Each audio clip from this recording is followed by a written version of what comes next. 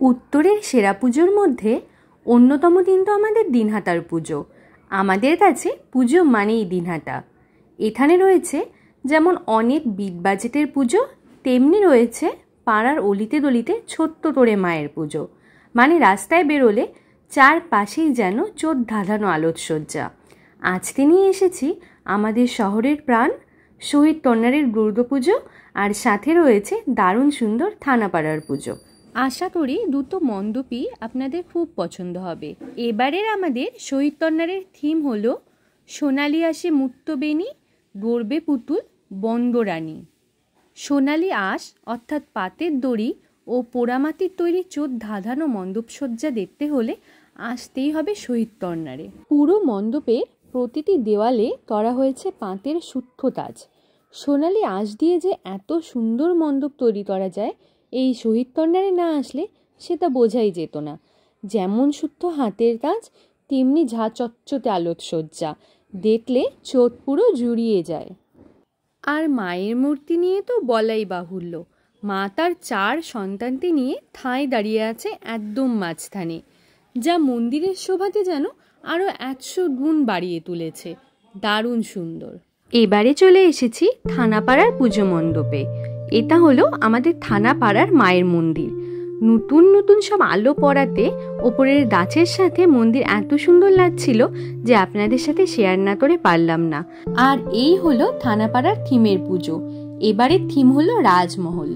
সত্যি দেখুন, দূরের থেকে একদম একটি মহলের মতোই লাগছে।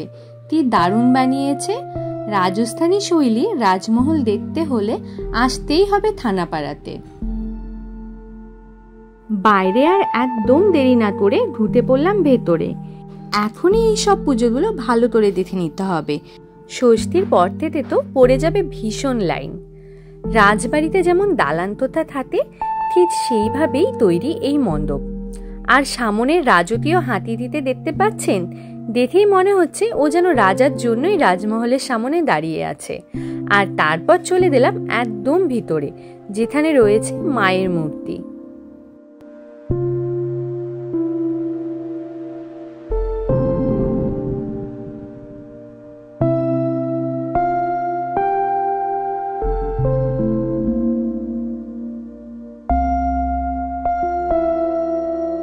এখানেও মায়ের মূর্তিটি ভীষণ সুন্দর, আর মায়ের মুখখানা ভীষণ মিষ্টি। ভেতরের চারপাশে দেওয়ালে করেছে সূক্ষ্ম কাজ।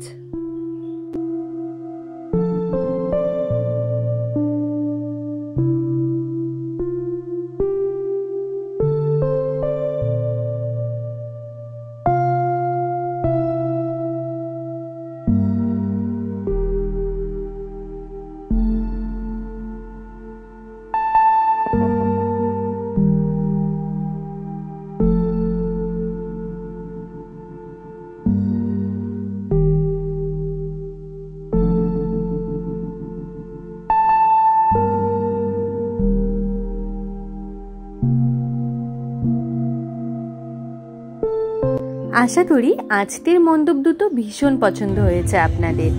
কাল নিয়ে আসছি আরও দারুণ দারুণ সব পুজো মণ্ডপ।